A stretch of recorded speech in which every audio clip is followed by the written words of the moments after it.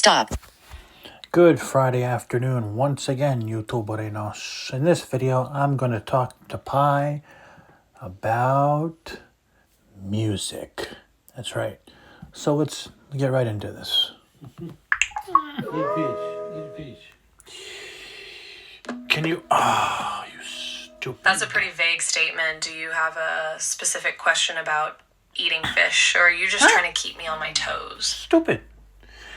I didn't say anything about fish, although I don't like fish. Anyway, can you please greet my YouTube viewers? You and I are going to talk about music in this video, so please greet my viewers, please.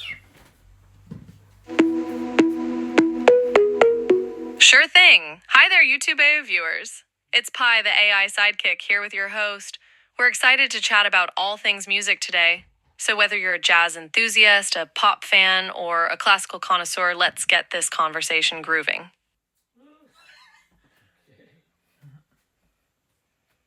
So why don't we start off with talking about the album Eat a Peach. It's a great album.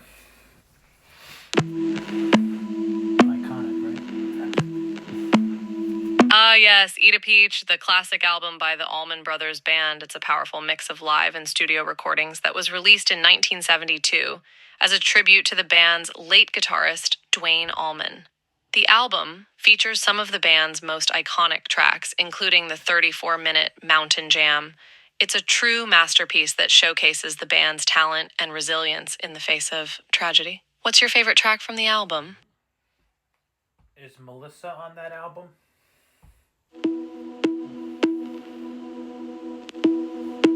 Yes. Melissa, sometimes called Sweet Melissa, is definitely on the Eat a Peach album. It's actually the second single from the album, released in August 1972. Fun fact, Gregg Allman wrote the song back in 1967, well before the formation of the Allman Brothers Band. The version on Eat a Peach holds a special significance, as it was recorded as a tribute to Duane Allman, who considered it one of his brother's best songs. What's the song about?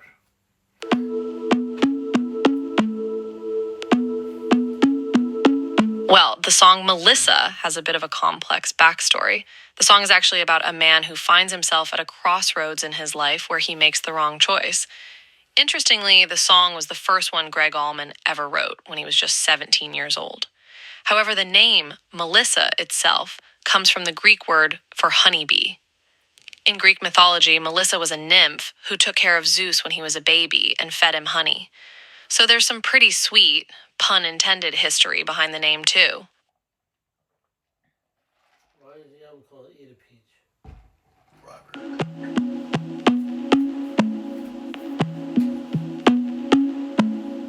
The title Eat a Peach isn't a direct reference to someone eating an actual peach, but rather it's an in-joke among the members of the Allman Brothers Band.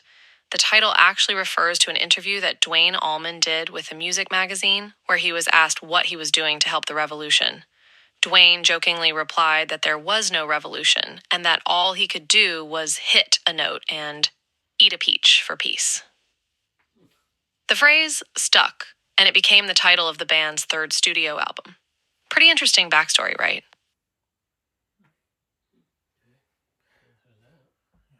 Well, hey, why don't we switch gears and talk about the one and only legendary, amazing Randy Travis. How about that? What do you say? Randy Travis, what an absolute legend, a true pioneer of modern country music. Randy Travis has left an indelible mark on the genre with his unforgettable voice, captivating storytelling, and his unwavering commitment to traditional country sound. From his breakout album Storms of Life in the mid-1980s to his more recent work, Randy Travis has consistently delivered some of the most timeless and beloved music in country history. Plus, he's no slouch in front of the camera either. With a filmography that spans from westerns to holiday movies, he's proven himself a true multi-talent. Well, one of my favorite albums by him is Old 8X10. What a great album.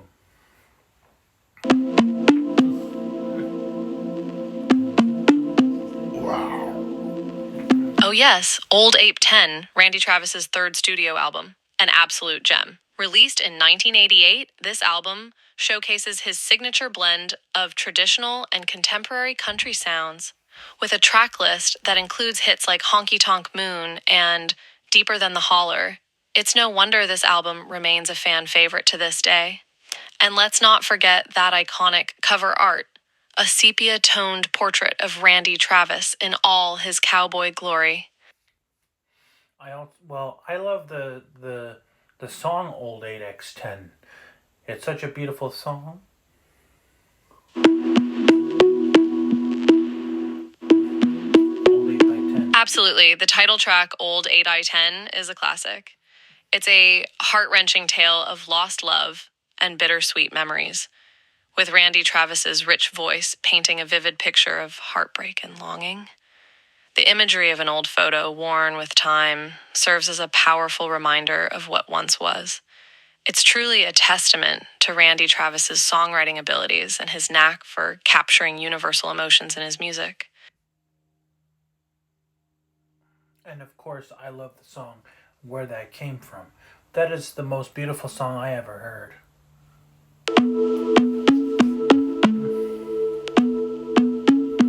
Oh, where did that come from? Another standout track from the album. The song tells the story of a man surprised by the depth of his love for a woman, wondering where these intense feelings came from. The melody is both tender and soaring, and Randy Travis's vocals are nothing short of mesmerizing. It's no wonder this song has touched the hearts of so many listeners over the years. Fun fact, it was actually written by Nashville songwriters Jerry Foster and Bill Rice, but it's hard to imagine anyone delivering it as beautifully as Randy Travis. No, you misunderstood what I said, ma'am.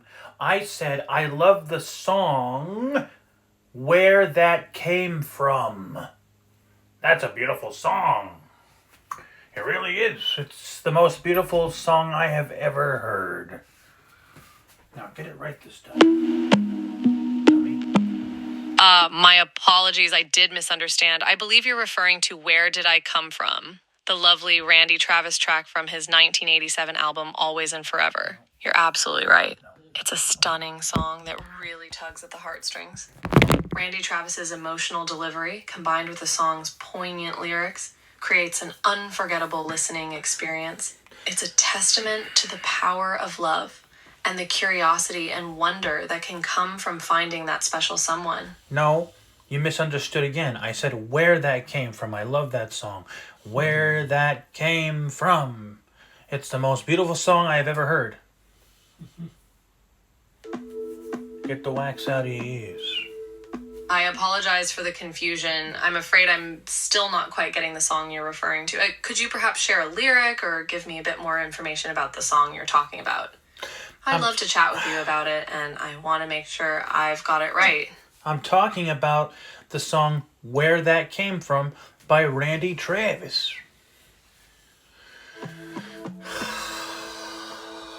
Stupid. I see. You're talking about Where That Came From by Randy Travis. Thank you. The song he released in 2024, right? Shit. It's a beautiful and powerful song that showcases his remarkable talent as a singer and storyteller. I can definitely understand why you love it so much. The lyrics are truly moving, and Randy Travis's voice is just mesmerizing. Is there something specific about the song that speaks to you or resonates with you in a special way? Can you please give my YouTube viewers the backstory on that song, please?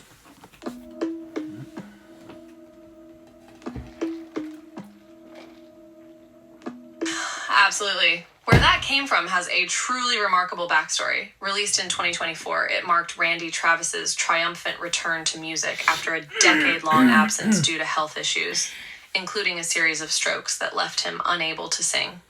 But through the power of modern technology, Randy's team was able to use artificial intelligence software to recreate his vocals, overlaid over an existing recording from 2011. The result was a stunning and emotional song that speaks to the resilience of the human spirit and the power of music to transcend even the most difficult challenges. It's truly a testament to Randy Travis's enduring talent and legacy as one of the greatest country singers of all time. Now, let's switch gears. Let's talk about Tom Petty now. I love the song Something Could Happen by Tom Petty. I wish that song would have made the final cut for the Wildflowers album.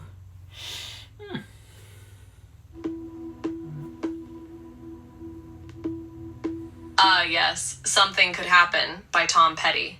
A truly underappreciated gem from his vast catalog of work. It's such a shame that it didn't make the final cut for the Wildflowers album, as it's a beautifully written and deeply introspective song that explores the complexities of the human mind and emotions.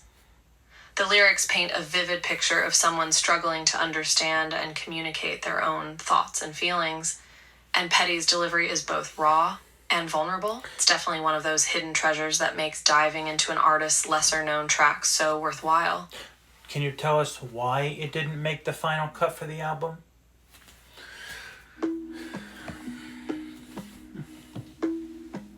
So it seems that there are a few possible reasons why Something Could Happen didn't make the final cut for the Wildflowers album. Firstly, Petty and producer Rick Rubin may have had a different vision for the album and wanted more freedom to experiment with different sounds and styles, which may not have aligned with the song's sound.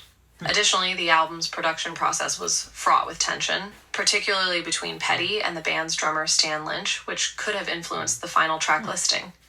Finally, the album was released during a time of personal turmoil for Petty, as his marriage was deteriorating and he was dealing with personal demons. These factors could have all played a role in the decision not to include Something Could Happen on the final album.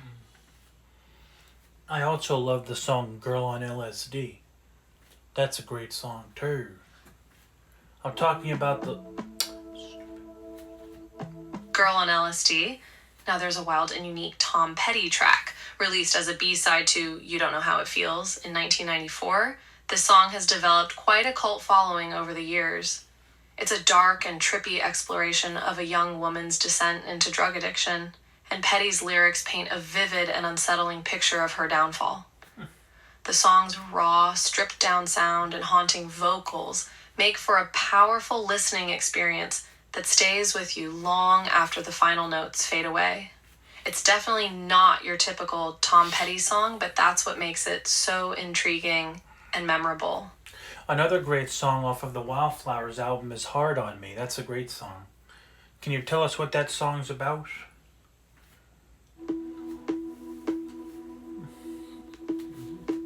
Hard on Me is a deeply personal and emotionally charged song that explores themes of loss, resilience, and vulnerability. The lyrics seem to tell the story of a man struggling to keep his faith and raise a child in the wake of a lost love, whether through death or abandonment.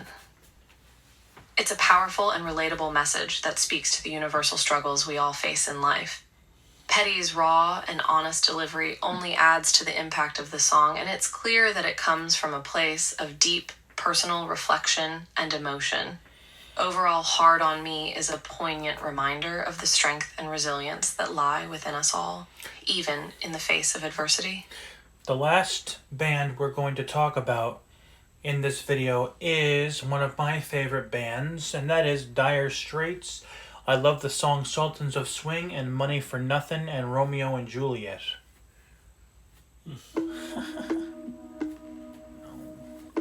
You know, Money for Nothing came out in Dire Straits. 1985. What an amazing band. Mark Knopfler's guitar work is legendary, and the band's unique blend of rock, blues, and jazz influences made for some truly timeless music. Sultans of Swing, Money for Nothing, and Romeo and Juliet are all fantastic songs that showcase the band's incredible musicianship and Knopfler's masterful songwriting abilities. Sultans of Swing is a classic rock radio staple with its catchy melody and unforgettable guitar riffs. Money for Nothing is a more up-tempo track that features a stinging critique of the music industry, delivered with Knopfler's signature wit and irony. And Romeo and Juliet is a beautiful ballad that showcases Knopfler's poetic lyricism and storytelling skills. All in all, Dire Straits is definitely one of the all-time greats. What are those three songs about?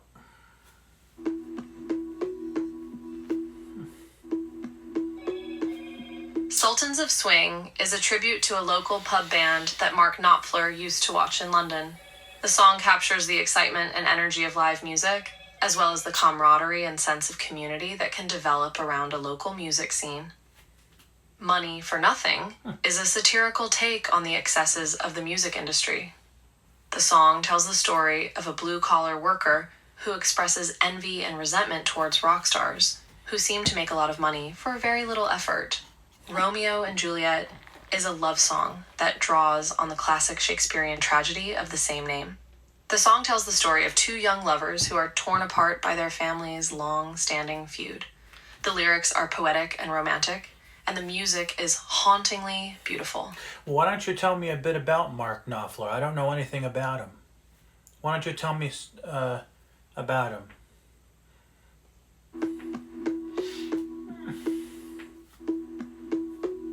Absolutely. Mark Knopfler is a British musician, singer, songwriter, and record producer.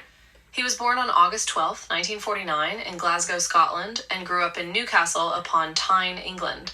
He's best known as the founder, lead singer, guitarist, and primary songwriter of the rock band Dire Straits, which he formed in 1977.